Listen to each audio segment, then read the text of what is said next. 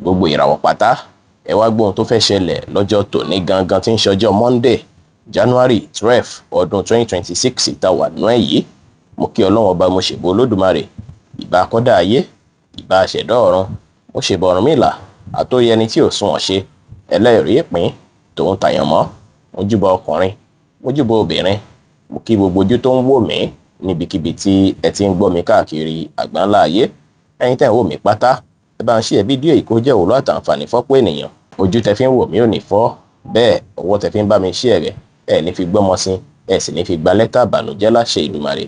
Ẹ̀yin oníràwọ̀ iná tó kan ayan Aries tàbí láàrin March 21 sí April 20, ọjọ́ ìdùnnú ọjọ́ ayọ̀ lọ́jọ́ tòní jẹ́.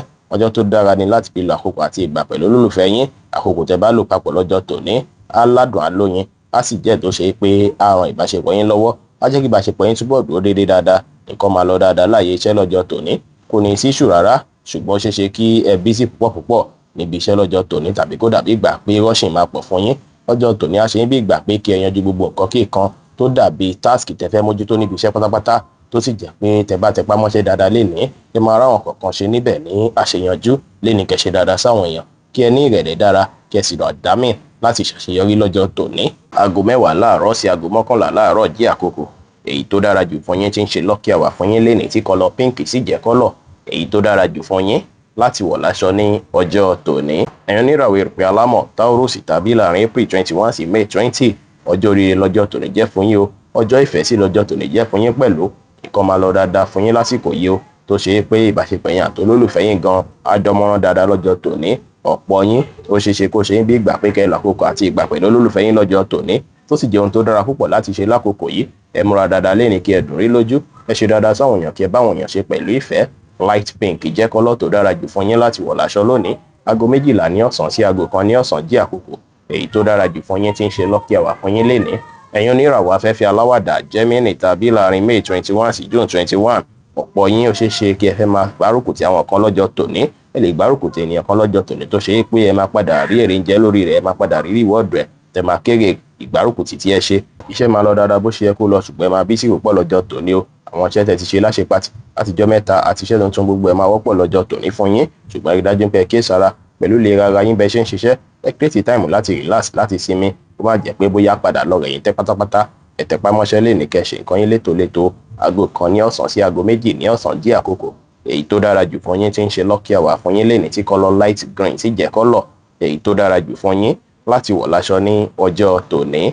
Ẹ̀yin oníràwọ̀ omi agbára Cancer tàbí láàrin June 22 sí July 22, ọjọ́ oríire lọ́jọ́ tòní jẹ́ fún yín. Gbogbo kan máa lọ bẹ́ẹ̀ ti ṣe plan ẹ̀ dáadáa o, tó sì jẹ́ pé inú yín máa dùn, ayọ̀ yín máa kún láti inú wá. Ọjọ́ tòní àwọn kan tó dàbí stress àtijọ́ mẹ́ta gbogbo ẹ̀ pátá ni ẹ gbòmìnira kúrò lọ́wọ́ rẹ o, tó sì jẹ́ pé ó ṣeé ṣe káwọn èèyàn gbóríyìn fún yín dáadáa fún iṣẹ́ takuntakun tẹ́ bá ṣe láàyè iṣẹ́ lọ́jọ́ tòní. Látàrí pé creativity yín lénìí ó máa jẹ́ tó máa lékè nǹkan púpọ̀. Ẹ má sùn láì tọ́nà sùn lénìí, ẹ ní ìrẹ̀lẹ̀ dára, ẹ sì jìnnà sí gbéraga pátápátá lọ́jọ́ tòní.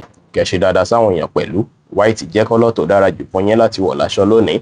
Aago 2 ní ọ̀sán sí aago 3 ní ọ̀sán jẹ́ àkókò èyí tó dára jù fún yín tí ń ṣe lucky hour fún yín lénìí. Ẹ̀yin oníràwọ̀ iná tó gbóná riri Leo tàbí láàrin July 23 sí August 22, ó ṣeé ṣe kí ìṣù kan ti wáyé láàrin èèyàn àti olólùfẹ́ yín bóyá bíi irú àná tàbí láti bíjọ́ mẹ́ta, ṣùgbọ́n o ọjọ́ tòní ìyípo padà máa dé. Gbogbo nǹkan tó dàbí ìṣù náà pátá ló máa die down, tó sì jẹ́ pé àyíká ilé yín á gbalẹ̀ fún fọkànbalẹ̀. Ọkàn yín náà kò sì ní pòrúurú mọ́ rárá lénìí, kí ẹ ní ìrètí pé gbogbo nǹkan máa dá. Ẹ free mind yín, ẹ wà positive, ẹ fi ìfẹ́ tòun tọ̀yàyà hàn sí àwọn ènìyàn dára lénìí, kẹ́ sì ṣe dáadáa sáwọn èèyàn pẹ̀lú. Aago 11 láàárọ̀ sí aago 12 ní ọ̀sán jẹ́ àkókò èyí tó dára jù fún yín tí ń ṣe lucky hour fún yín lénìí, tí kọ́lọ̀ white sì jẹ́ kọ́lọ̀ èyí tó dára jù fún yín láti wọ̀ láṣọ ní ọjọ́ tòní. Ẹ̀yin oníràwọ̀ erùpẹ̀ funfun Virgo tàbí láàrin August 23 sí September 23, ọ̀rọ̀ sísọ yín lọ́jọ́ tòní á ràn yín lọ́wọ́ púpọ̀ o. Ọjọ́ tòní jọjọ́ tó ṣe é pé ẹ lè fi béèrè ire lọ́wọ́ èèyàn, ẹ lè fi béèrè ìdàgbàsókè ní àyè iṣẹ́ bíi promotion. Ọjọ́ tòní ọ̀pọ̀ yín lè máa travel lè wà lọ́kàn yín púpọ̀ lọ́jọ́ tòní. Tọ́pọ̀ yín sì lè travel lénìí, tó ṣe é pé ìrìn àjò tẹ́ bá lọ lénìí ó ṣeé ṣe kó bí ipò padà ọ̀tun fún ìgbésí ayé yín. Ẹ ní ìrẹ̀lẹ̀ lọ́jọ́ tòní, kẹ́ fètò sí nǹkan yín, kẹ́ sì fọgbọ́n àtòyé tọ́lọ́run fún yín ṣe ohunkóhun pẹ̀lú. Aago 1 ní ọ̀sán sí aago 2 ní ọ̀sán jẹ́ àkókò èyí tó dára jù fún yín tí ń ṣe lucky hour fún yín lénìí, tí kọ́lọ̀ yellow sì jẹ́ kọ́lọ̀ èyí tó dára jù fún yín láti wọ̀ láṣọ ní ọjọ́ tòní.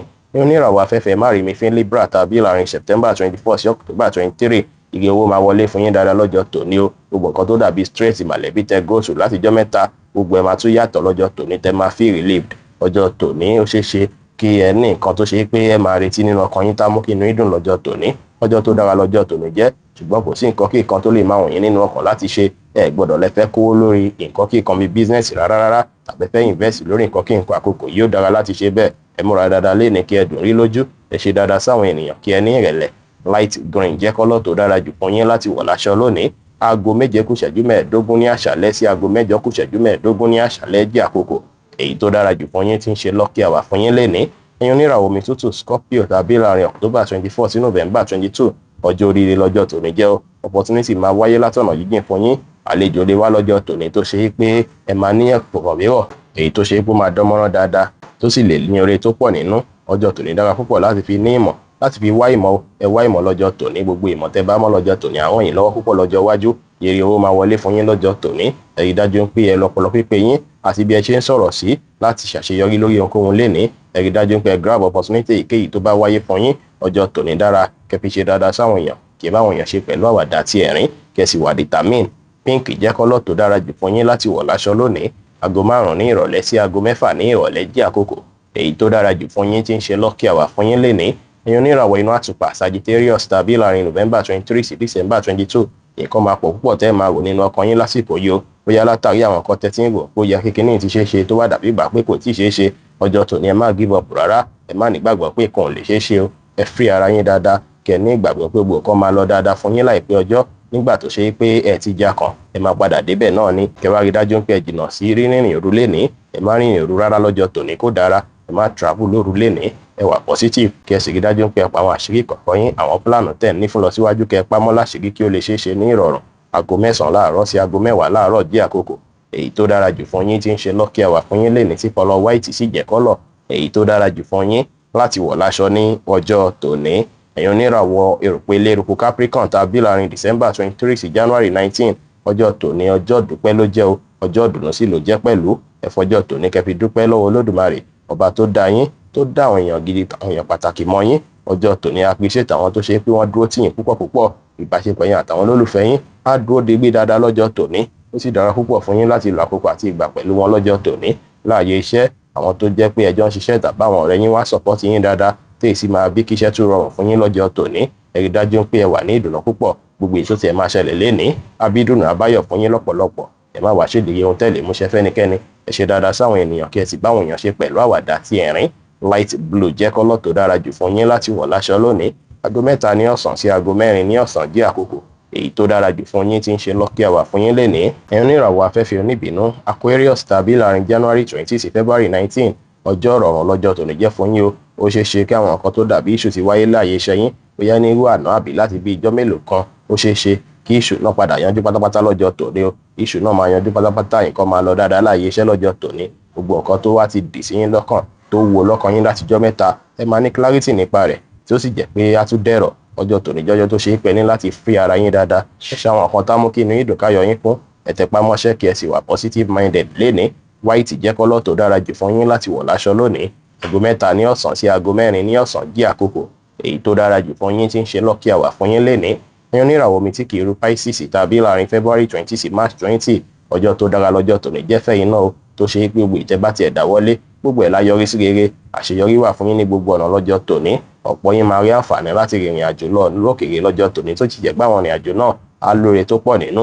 Ó ṣeé ṣe kí ìrìn àjò ìjọmọ́ ti ọ̀rọ̀ iṣẹ́. Ọjọ́ tòní ẹ máa róore gbámú láláì wulẹ̀ já pátá rẹpẹtẹ. Lọ́jọ́ tòní ó dára kẹ́ báwọn èèyàn sọ̀rọ̀ pẹ̀lú ìfẹ́. Ẹ báwọn ṣe pẹ̀lú àwàdà àti ẹ̀rín kí ẹ sì fi ìgboyà mójútó ohunkóhun lénìí pẹ̀lú. Lavender jẹ́ kọ́lọ̀ tó dára jù fún yín láti wọ̀ láṣọ lónìí. Aago 4 ní ìrọ̀lẹ́ sí aago 5 ní ìrọ̀lẹ́ jẹ́ àkókò èyí tó dára jù fún yín tí ń ṣe lucky hour fún yín lénìí. Bí ó ṣe jẹ́ nìyẹn fún gbogbo irúfẹ́ ìràwọ̀ méjìlá tó wà pátá. Ẹ̀yin tẹ́ ń wò mí pátá ẹ má gbàgbé pé Ọlọ́run bo Olódùmarè nìkan lọ́ba tó ní ìmọ̀ jùlọ. Ẹ̀yin tẹ́ fẹ́ ṣèwádìí onírúurú láǹfààní àti kàn sí wa ní WhatsApp 09033897161. Ire gbogbo ajẹ́ tiwa lónìí, lọ́sẹ̀ yìí, lóṣù yìí àti ní gbogbo ọjọ́ ayé wa láṣẹ Èdùmàrè. Ire o.